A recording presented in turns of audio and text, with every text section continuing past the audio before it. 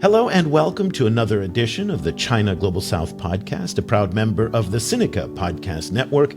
I'm Eric Olander, and as always, I'm joined by CGSP's managing editor, Cobus Van Staden, joining us today, as always, from beautiful Cape Town, South Africa. A very good morning to you, Cobus. Good morning.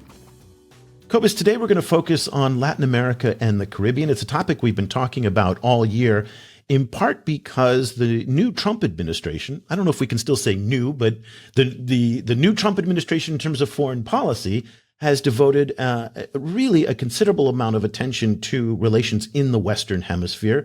It's, employing a much more assertive foreign policy. Of course, let's not forget that the first overseas trip of Secretary of State Marco Rubio was to Latin America. That was the first time that happened. And one of the main issues for the Americans in the Western Hemisphere, in Latin America and the Caribbean, is confronting Chinese influence. This has been an issue of great concern to American foreign policy stakeholders for a long time, and it is certainly a priority for this administration. Let's not forget that the highlight for this so far for the Trump administration was forcing a country like Panama to withdraw from the Belt and Road, but then just a couple months later, Colombia, a country that had not previously been part of the Belt and Road, signed up to join the Chinese infrastructure pact around the world. So, Cobus, when we look at what's happening in Latin America, how do you see some of the differences and similarities vis-a-vis U.S.-China competition in Africa and other parts of the world? I think in general, the focus on Latin America seems to be a lot stronger. Like obviously Rubio himself has a personal connection, and like it has a personal kind of long-term career focus on the region. But I think it seems more concrete in the way that they talk about it. But it seems, not only more kind of like directly, related to the US own immediate neighborhood, but also maybe more business focused, maybe also because China is so business focused in Latin America. But we've also touched into some of these historical veins that the United States does feel a sense of authority, control, ownership. I don't know what the words you want to bring up, but this idea of the Monroe Doctrine, which has come back, and the United States has really started to assert itself much more in this region, particularly against Chinese influence in again, Brazil and other countries around the region. But what we're going to do today, let's kind of do a survey of the region. And we are thrilled to have on the show a tour guide who's going to take us from country to country to explain to us what's happening. Parsifal D'Sola is the founder and executive director of the Andrés Bello Foundation, the China Latin America Research Center, and a non-resident senior fellow at the Atlantic Council's Global China Hub. Parsifal, a very good afternoon to you and welcome to the program. Cobus, Eric, thank you so much for having me. I'm a big fan of the show. Well, it's really an honor to have you on the program. You and I shared a stage a few weeks ago, and I was just so impressed with everything that you were saying. And I said, I just have to have you on the show to share some of these insights with the audience. Let's start with the big picture on a regional level before we get down to country by country level. When you look at what's happening over the past 3 months, we've seen, big engagement on Panama, on Colombia. There's, President Lula from Brazil was in Beijing. Also, President Boric from Chile was also in Beijing. At the same time, President Javier Milei in Argentina has really lined up much more squarely behind the United States, as is the case in Nicaragua as well. Help us understand the landscape in the region as it relates to the U.S.-China competition. I guess the first thing I would say is that Latin America and the Caribbean really doesn't exist. It's a concept. It's a toponym to refer to a very wide, diverse region, much in the same way that when you guys talk about Africa, you guys know perfectly well. It really depends on where you're standing, and that triangular relationship will shift, will change dramatically across the region, depending on if we are in Caracas, if we're in Mexico City, if we're in Santiago. Because the truth of the matter is that, making a note on your initial comments, that you saw the U.S. take special interest in Latin America when compared to other parts of the world, and yeah, that's historically true. Not only because of politics, but also there's very strong ties, cultural ties. Um, uh, the U.S. has always been a magnet for people across the region, so people to people engagement is huge, and it's not only from the US towards the region, is always from the region towards the US. So when you throw China in the mix, this dynamics start to change. We could see a turning point, an inflection point around the early 2000s, more or less like in the rest of the world when China, starts, this huge investments and participation and acquisitions start, in Latin America it was called the resource boom of the 2000s that was largely driven by China. But obviously, things have been changing over the span of the last 20 years. And especially around the first Trump administration, as you guys mentioned, there was this refocus towards Latin America, but primarily driven by U.S.-China competition. This is something that you hear across the region. That is like they're paying attention to us only because China is here, and this is largely driven by geopolitics. You guys probably heard and some of your previous episodes is like the U.S. has a China policy disguised as a Latin America policy. It's not a foreign policy for the region, and this is something you regularly hear within policy circles, regardless of where you are. There's but there's I would say there's an important subtext here, because you read a lot of headlines that the U.S. forgot about Latin America, and that is why they're just leaving a vacuum that China is taking advantage of. That is not entirely true. I would say from a political angle, that is a fair assessment. Yeah, the U.S. I think historically has never had a less ambassador appointed in the last decade. I don't know the exact number nowadays, but I know there's a lot of vacancies, and this has been true going back almost to the Obama administration. But this is it says more about the divisions within the U.S. Congress and the lack of coordination, and just simply people that are named aren't approved. So it's more of U.S. dysfunction, political dysfunction, that actually not wanting to pay attention to the region, and that's at a political level. Economically speaking, the U.S. is still the largest foreign investor to Latin America by far. If we take the entire region, first we have the U.S., then we have the EU, and between both of them, I don't have fresh numbers, but I remember pre-COVID it was around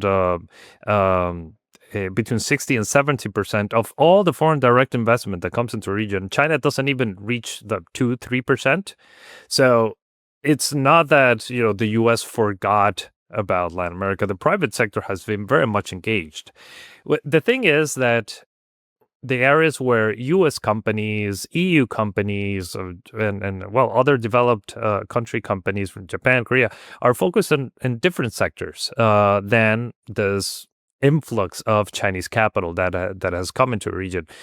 Infrastructure projects. Nowadays, there's a lot of green energy technology, and this also says a lot about where Chinese companies are coming from, and this is very much true across Africa as well. It's these key areas considered as hugely important for the Chinese state, and that this is where we're seeing some development. So, to be honest, there hasn't been so much of a, let's say, a clash between what the U.S. and what Western countries in general are doing in the region.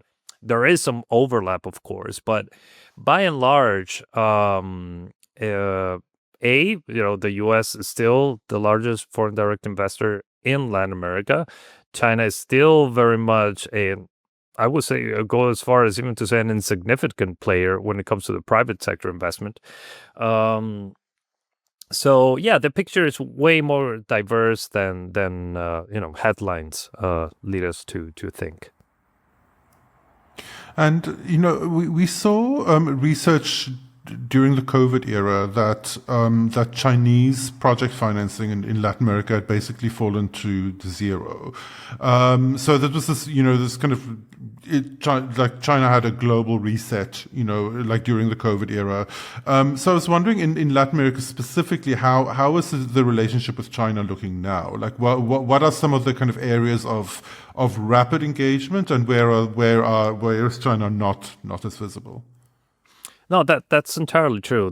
We saw loans basically plummet in the end of the 2010s.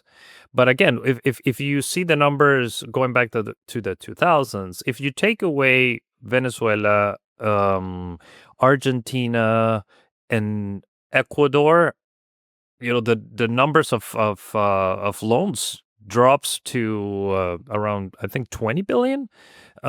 So again, it's also because we tend to talk about Latin America, but the engagement has been much more targeted than we tend to understand.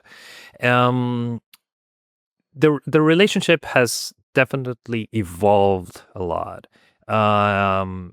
Loans are down, but mergers and acquisitions are up, and they're focused in the sectors that we see China engaging in, not only in our region but across the globe. So telecommunications, smart cities technology, EVs. There has been a lot of acquisitions in electricity grids. This has been true in Argentina, in Chile, and in Brazil. Investment. Well, it's not really investment. It's like the acquisition of natural resources is up. We've seen mining activities go up in Colombia, in Peru, in Ecuador, in Bolivia. So, natural acquisition of natural resources has always been the main driver of economic engagement. But especially after COVID, it seems that this aligns pretty much with what Xi Jinping has been saying over the last few years, that they're targeting much smaller and beautiful projects. That's right. That's the evolution of the BRI. Exactly. And it also says that they've been on the learning curve. I always say that the Venezuela was an important lesson for the PRC, given that it was the whole argument for giving Venezuela over $65 billion in loans, which amounts to almost half of what China lent the entire region over a span of 20 years. So this says a lot of, the bet that Chinese policymakers were making in Venezuela, and it turned out to be a huge fiasco. Venezuela was supposed to be the showcase of what closer engagement with China would become. The first bullet train of the region. They were talking about expanding oil and gas production exponentially. The complete opposite happened, and Venezuela is still paying its loan, and China has distanced itself significantly from the Maduro government.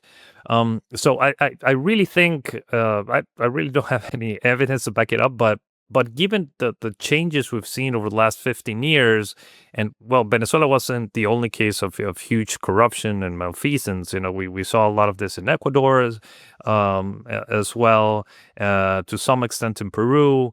So it's understanding that politics and economics of the region were fairly new, that they were underestimating the potential risks of engaging with strongmen like Hugo Chavez.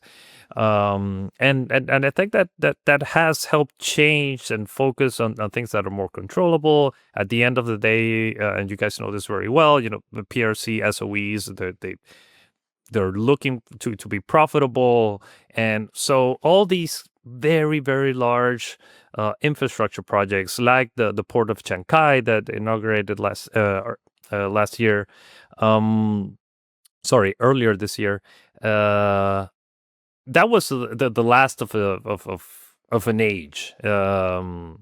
And everything, if I had to guess, I would say everything that we will see going on forward is going to be much more focused and aligned with what these key industries that China is promoting, both domestically and abroad. That's where we will see more and more engagement, and it's going to be more engagement at a sub-regional level. We see Chinese diplomatic corps engaging with governors, with provinces, with states, with sub-regional governments. It's much more diverse, dynamic, and this is something that is relatively new. And we're seeing that all the trends are pointing in that direction. Interesting to show some parallels, Cobus, between what we're seeing in Latin America, South America, and also in Africa. Similar to what happened in Venezuela, big bet placed on Angola, $45 billion of loans, many of the same logic. And it happened around the same time as well. And just as debt was restructured in Ecuador by the Chinese have been restructuring some of these loans in Africa as well. And then this priority on the small and beautiful in new energy, technology, connectivity, and critical minerals. So lots of parallels there. I want to drill down on the numbers a little bit. You made this interesting point that China, as it comes to FDI, not a major player. By the way, we see that out here in Southeast Asia as well, where the U.S. is much larger in FDI than the Chinese are. But in trade, the Chinese are significantly larger. And I'd like to hear what your take is on regional trade numbers. So last year, and China took great pride in this, they reached more than $515 billion. I think it was close to $519 billion in two-way trade. I don't know if they count Mexico in that, because technically Mexico is part of North America. And that is considerably more than U.S. Latin America trade, excluding Mexico, of course, which was about $360 billion, give or take some change. Now, the U.S.-Mexico trade was at $839 billion. So you can see when you put Mexico in the picture, it really distorts. Help us understand the trade dynamics between these regions and compared between the United States and China. Yeah, you do well to keep Mexico out of the average, because it is definitely for obvious reasons, for the free trade agreement, the North American free trade agreement, there's a lot of dynamics that apply specifically to Mexico and not to the rest of the region. That has been the main key fundamental change of China and Latin America relations, especially when compared to the United States. This has been, China little by little has been supplanting the U.S. as the main trade partner. We don't have the numbers for 2024, but basically, if China is either the first partner or a close second to the United States for every single country in the region. Brazil trades more with China than it does with any of its neighbors, including Argentina, which putting China-U.S. relations aside for a second, this is one this has been one of the Achilles heels of our region, especially South America, that our countries don't trade with each other. That like intra-regional trade is minimum when compared to Africa. Well, not to mention Southeast Asia. So it's a region that is very poorly connected, both at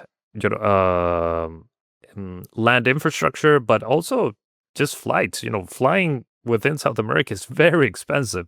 Even at a 2-hour, 3-hour flight, you have very little amount of routes. So it's part of a bigger dynamic, which speaks a lot to domestic issues. But well, coming back to your point, yes, China is either the first or second trading partner, but then you have to see at the nature of that trade. It's with a few exceptions, China and even Brazil, but we're mostly talking about a small basket of commodities. So if you take mining and oil and gas out of the picture, trade plummets. This says more about Latin American economies than it does about China. This is, if you look at policy conversations dating back to the early 1900s, it's basically like time hasn't gone by. It's always the same headlines, like we have to diversify our economy, we have to be more competitive, we have to add value to our natural resources. And Cobus, this sounds familiar to you, right? I mean, yes, this is exactly the same like conversation Africa, yeah. in Africa. Yeah. Yeah, the so-called resource curse, right? China has been, I would say, pretty smart in the way it uses tariffs to drive certain industries. Chile is a key example here. If you go back 20 years, for those of you listening who don't know, the Chile's GDP is largely dependent on the copper industry. But if we go back to the early 2000s, around 70% of all the copper that Chile exported had some added value. Up the chain, it was processed. It was even there was even some manufacturing at a basic level. Over time, that has dropped to around 30%, and this has, by and large, been driven by China, because China has imposed certain tariffs for the products down the value chain, and basically through the free trade agreement with Chile, dropped tariffs to zero for unprocessed copper, for just a raw mineral. So this has had a huge impact on the local production, because a lot of the processing facilities have simply shut down over the years because it's much more profitable just to export the raw material. And this will probably happen in Ecuador in the coming years with the signing of the free trade agreement. So it's China doing what's best for China. And our countries have rarely had a foreign policy for China. And this is it's something I regularly talk about, that all of the countries throughout Latin America should take China as should value China as much as they do the United States, basically because it's, well, the second or first economy in the world, depending on how you measure it, and the biggest trading partner for all of them. Yeah, but they don't. They don't. I would say that across the region, Chile is the only country that actually does have important expertise within academia, within government, that they actually regularly talk to each other. They involve the private sector. There's a lot of mechanisms that have been installed precisely to deal with China and how important it is. Anywhere else that you go, some places are worse than others, but it's not the same, and it's more improvised, and it changes from government to government. And Argentina, as you mentioned, is a huge example of this. Argentina under the Kirchner administrations was completely different on how Macri was, and now with Milei. So it's improvised and it's ideological. It's we can talk about other specific examples if you want, but by and far, China is, for some reason that I cannot comprehend, is still seen as very, very far away. And that's that's a shame. Cobus, so much of this should sound familiar to you. Very much so. One of the the politics and particularly the discourse about countries having to choose between the US and China has particularly landed on some South American countries and Latin American countries, and they've reacted quite differently. Panama made a show of withdrawing from the Belt and Road Initiative. Colombia joined the Belt and Road Initiative. Milei has been very, very vocally anti-China. Lula's gone to China. So I was wondering, kind of how the politics of this idea of having to choose, how those kind of politics are playing out in the countries. Yeah, well, there's an important factor here that I think differentiates Latin America from other regions, is that for historical reasons, there's no shortage of anti-American sentiment in Latin America, especially within leftist politicians. And this is something that China has been very, very savvy in exploiting. And I would add to this that, well, given the Trump, the rhetoric and, well, the policies that have been coming out from the Trump administration, but not only this time around, going back to his first presidency, and to a large extent that they were pretty much continued under Biden,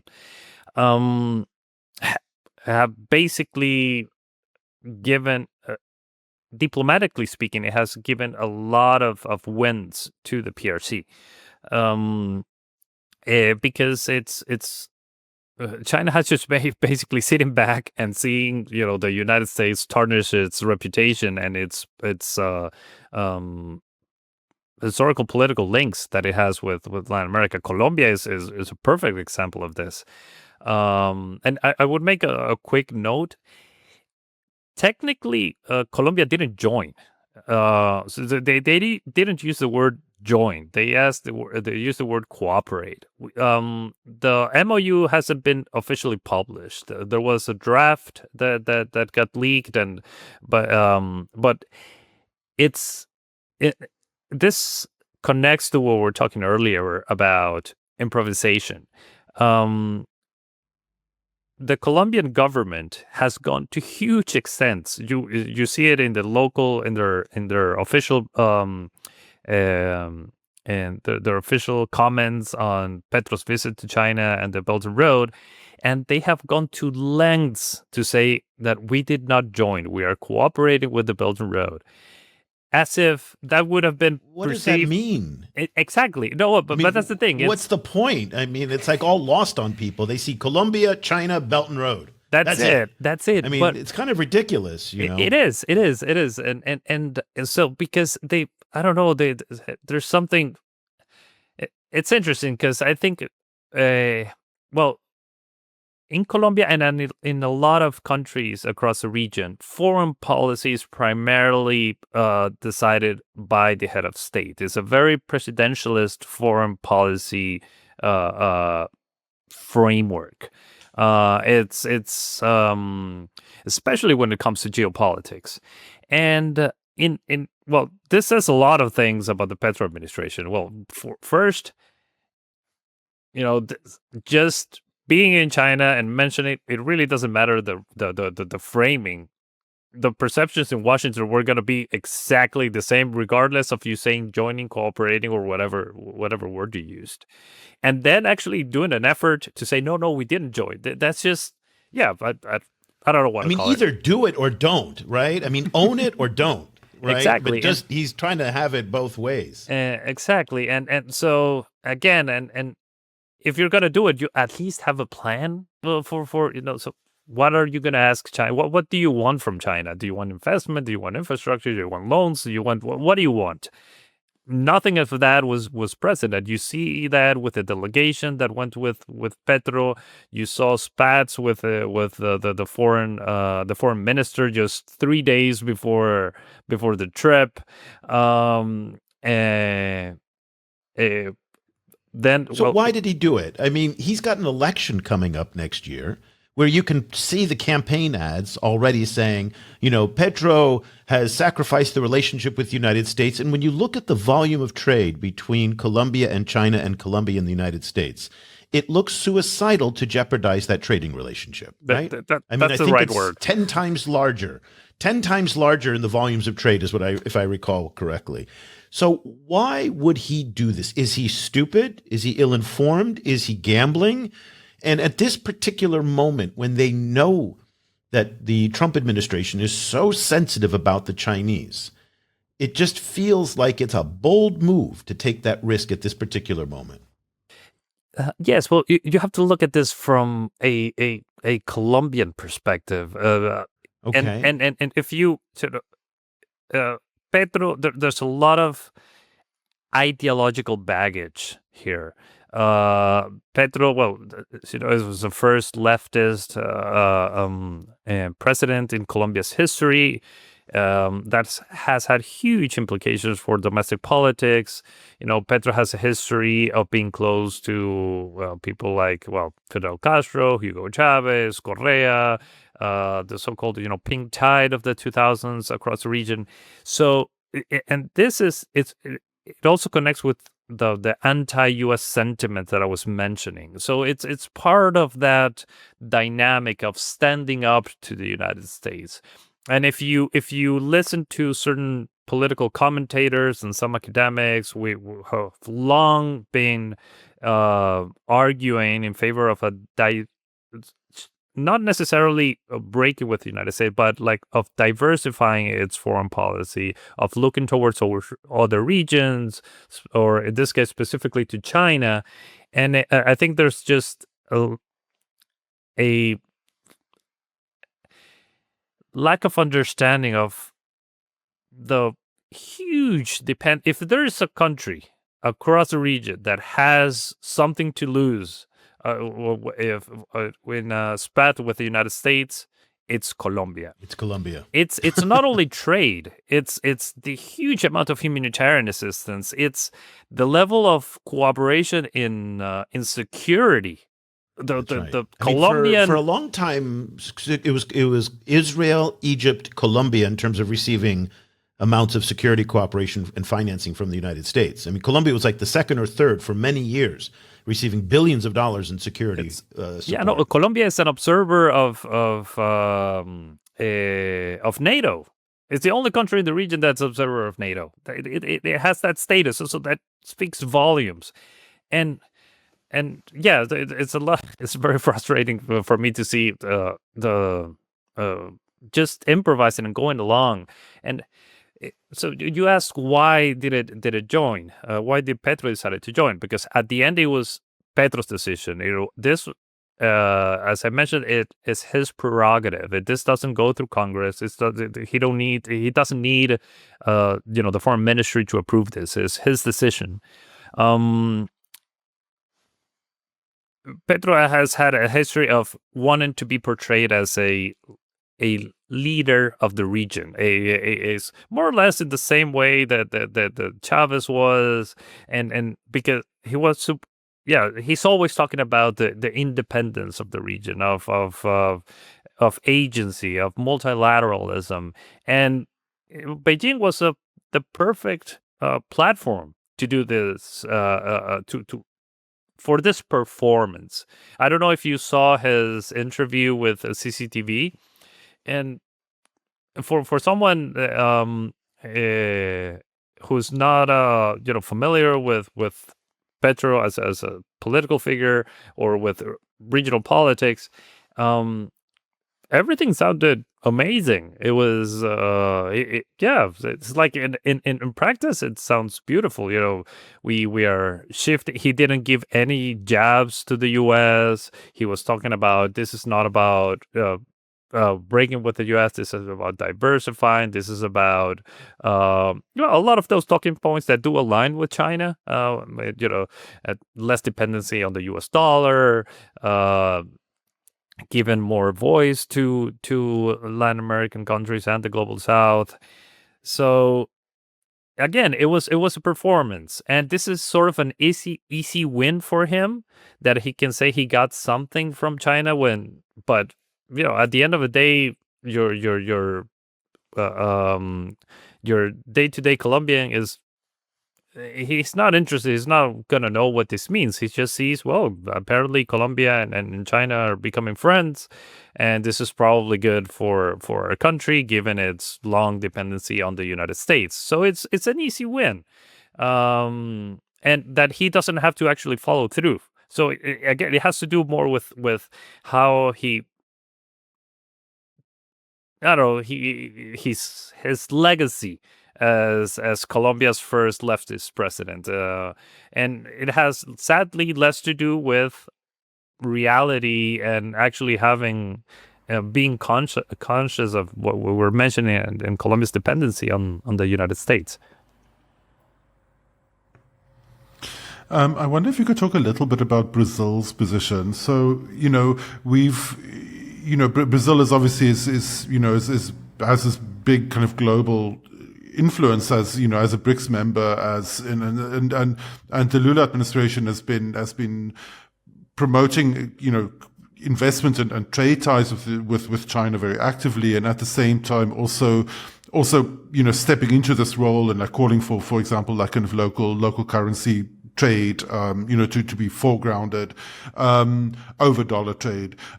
So kind of like what should we make of Brazil's position? It seems like Brazil is one of the few winners at the moment from the larger kind of tensions of the U.S., particularly in terms of agricultural trade.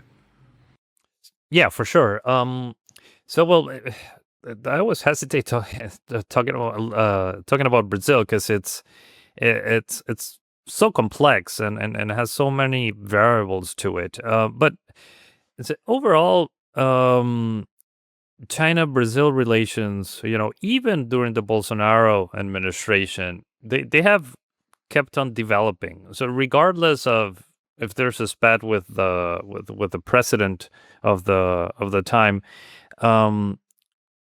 both economies are so intertwined that they really do not need a push from the top. This is right now has a life of its own, and given Brazil works pretty much as a federal country where its states can develop their own foreign policy. There's a lot of things going on within the country. Talking about Lula specifically and where his administration's priorities lie, you just need to look at the delegation that went with him to China this time around and the delegation that went with him to Washington the last time he was there. There's just no comparison. No one stayed back with the China Select Forum. It was in total was 11 ministers that went with him, 9 for the forum, and 2 more arrived days later because the forum was just an excuse to get people to China. Eventually, they got there and they continued conversations for like 3-4 more days. There was a lot of bilateral meetings. There was the business delegation, well, no one really knows how big it was, but it was around 80, 90 people. There might have been more. And then you compare that with the U.S. Lula was basically alone. He stayed there 24 hours and he left. So yeah, that speaks volumes on where Brazil is focused. And the thing is, I think it might seem that there's a lot of contradictions here because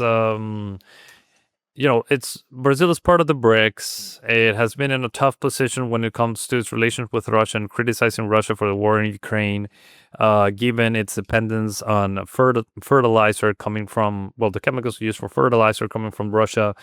So it might seem that it doesn't really make much sense because you're aligned with China in some things. You feel the pressure from Russia and other things, but at the bottom at the end of the day, there are some key issues where Brazil sees its relationship with China being very beneficial, and that pretty much aligned with what China wants to do, to be less dependent on the U.S. dollar, to promote a wider diversity of reserve currencies, including the yuan. So internalizing the yuan is part of what Brazil is actually actively working towards.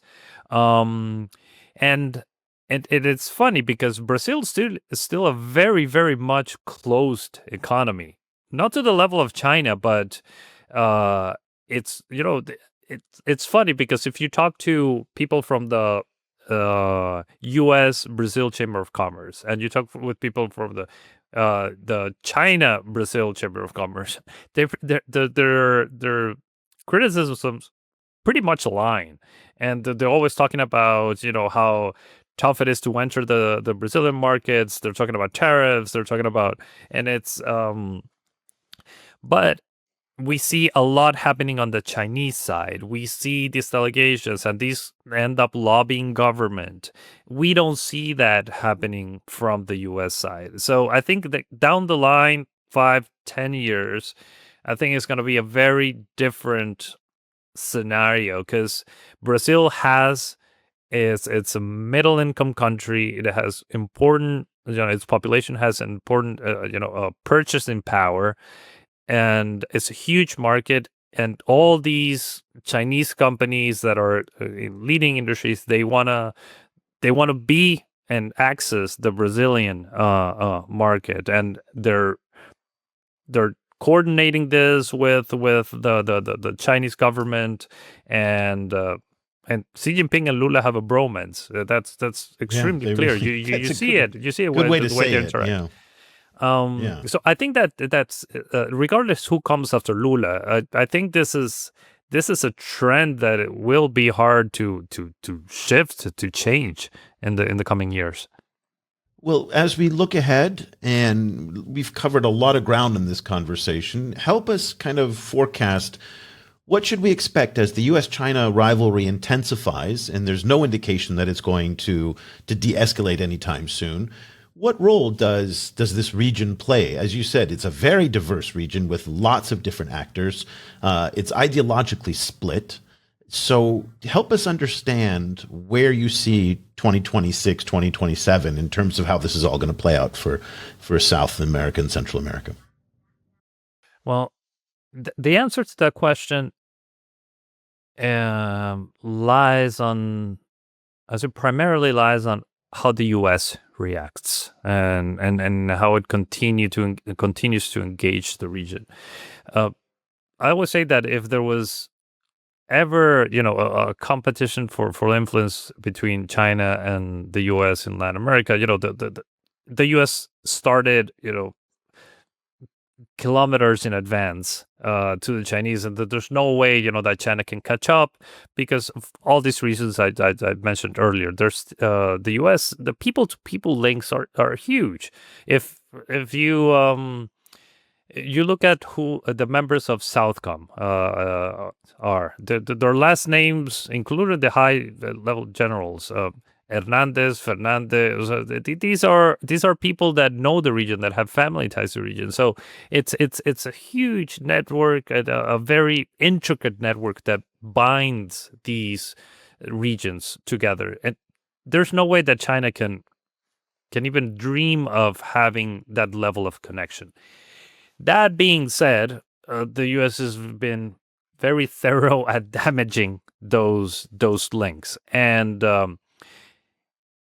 acting as best way to put it as a bully. You mentioned the Panama case. Some sectors might be happy that this is happening, but overall, it builds a momentum of over time and gives a lot of wins to anti-American sentiment. And the people who promote anti-American sentiment, they say, look, the U.S. is acting how we've always said it was. This is the nature of the United States, and those people tend to get into power. Obviously, tearing away at the social fabric that unites the United States and the countries in the region will take time. But I always say when the spats with a few months ago between Trump and Petro, what happened, pressuring Panama to leave the Belt and Road Initiative. A lot of things happened during the first Trump administration. Tillerson was visiting several countries in the region, basically warning them of closer ties with China. So if this keeps on going, and my guess is I don't see any indication that is going to change. On the contrary, I think the U.S. is going to start doubling down on that kind of rhetoric and the kind of policies. Even people with some that still hold the U.S. in very high regard, even those people will start, questioning the level of dependence that a lot of the countries have on the United States, and China will not just sit back and do nothing. You see it with their ambassadors, their overall diplomatic corps. China has more consulates in Latin America than the U.S. has. That's just mind-boggling. And if you compare the number of Chinese ambassadors that speak fluent Spanish that compared to their U.S. counterparts, it's higher. So Latin America it's considered a very, very important region for food security, and basic economic stability, because a lot of the value chains start in Latin American mining sites. So and that's also the case with food as well, too. I mean, the Americans are shifting food buying to South America as well. I mean, the Chinese, in order to reduce their dependence on the U.S. Exactly. So obviously the agricultural, the whole agro-industrial sector, especially in South America, is taking notice of this, and they're gonna start lobbying government to open up and to engage more with China, because of the volatility. It's crazy that we're talking about volatility and instability in U.S. Latin America relations, and portraying China as the stable long-term partner. So it's like the tables have switched. I have completely flipped. Fascinating. Yeah, I mean, boy, in many ways, this is the region to watch, just because so much is happening and there's so much variety. Parsifal, thank you so much for taking the time to share your insights in this chessboard that is so complex to figure out the different moves. We really appreciate it. Parsifal D'Sola is the founder and executive director of the Andrés Bello Foundation, the China Latin America Research Center, and a non-resident senior fellow at the Atlantic Council's Global China Hub, and obviously one of the smartest guys in the space on this very, very complex relationship. I hope that more South American leaders are listening to you and so Hopefully. they can benefit from your wisdom. And so, Parsifal, thank you so much for your time today. We really appreciate it. No, Eric Cobus, it was. I enjoyed very much our conversation. We can meet in the future again. Cobus, so interesting to hear that so many of the themes in the U.S.-China Latin America relationship echo those in other parts of the world. The lack of China competency and literacy in various governments, the lots of trade but less FDI, and the importance that the United States still has in these regions that oftentimes gets overshadowed by the discussion of China's surging interest in these regions. But we have to go back to the data points that Parsifal brought up in the fact that the Chinese account for just a small percentage of FDI, for example, and the people-to-people relationships between the United States and these regions make it insurmountable for the Chinese to ever match that type of influence. And again, the United States is, I think, if not the largest Spanish-speaking country or the second largest Spanish-speaking country behind Mexico. And so that really is an important part of this. And again, we've talked about the African diaspora in the United States, which has never really been leveraged to engage U.S. foreign policy. I mean, there's a lot of talk about it, but it never really happens. But yet, as Parsifal pointed out, within the military, within the government, within civil society, you know, the Hispanic American community is enormous. And I think that's a very big differentiator with the Chinese. That being said, I think we're going to see a lot more engagement from the Chinese in South America because of what Parsifal said, food, energy, all these new smart and beautiful investments and initiatives that the Chinese are going to undertake. So really a very dynamic region. Yeah, I think so. I think it's similar to Africa in the sense that there's a lot happening in the relationship with China. Some of it is good for the region. Some of it is problematic for the region. It's changing very rapidly. But, you know, kind of tracking that whole reality, you know, when one tends to, in tracking that reality, one tends to then, you know, forget that that China's a relative newcomer, you know, in both regions. And that, particularly as an investor, as a trader, you know, and so on. And that there are these much longer structural, institutionalized relationships with Western power in both Africa and in Latin America. And that those relationships are in trouble. And that the trouble isn't necessarily caused by China. Like China is an additional complication to that trouble, but a lot of the trouble in those relationships are inherent to those relationships and is making everything harder, I think, for everyone. But in contrast to Africa, I think the concern over Chinese influence and engagement in the Americas and the Western Hemisphere more broadly is going to be much more acute for the United States than it is in Africa, where I think for the most part, the Trump administration will put up a fig leaf to say that they care, but substantively they don't. The concern about Central and South America is paramount for them.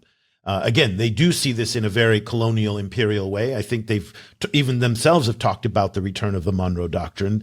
And so I think the Chinese are going to have to confront with that.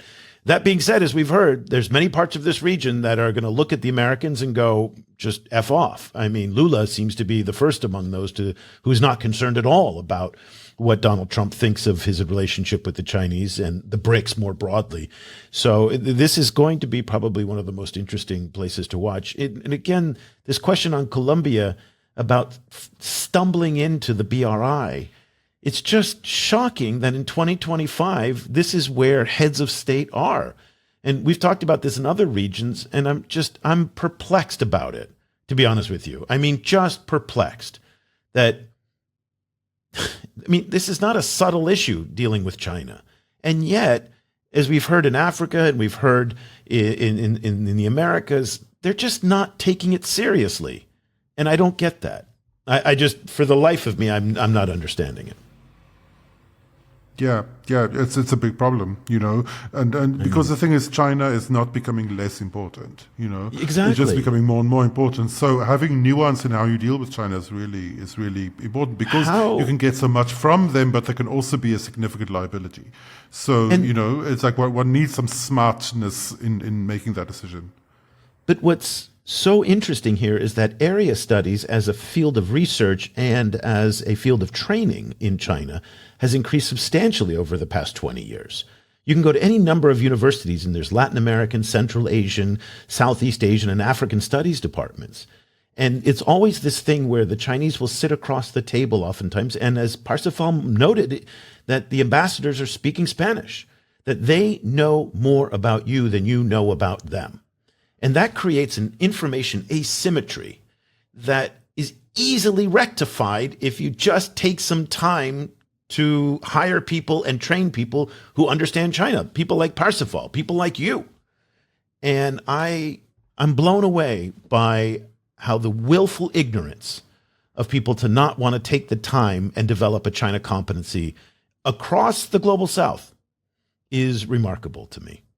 And oh, by the way, let me not say the global South. That's not fair. Europe is just as insidious about this. There's only one think tank in the entire European continent dedicated to China. So this is not actually even a North-South issue. This is a much bigger problem. The issue we have in the United States is interesting, where we generate an enormous amount of amazing knowledge production about China, oftentimes better than what they do in China. But yet, because of institutional obstacles, that information doesn't get up into the policymaking process.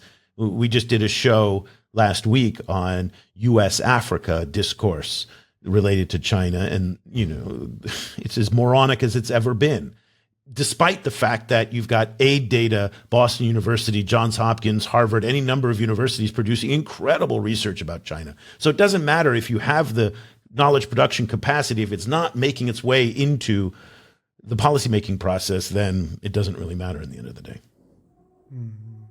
Yeah, and it's being dismantled now, which is also... And it's being dismantled. So, well, let's leave the conversation there. And again, we hope that those of you watching the show are interested in these topics. And again, we want to help, close this China literacy gap that's out there. The best way to do that is to go to ChinaGlobalSouth.com, and you can see all the amazing research that the entire CGSP team is doing around the world.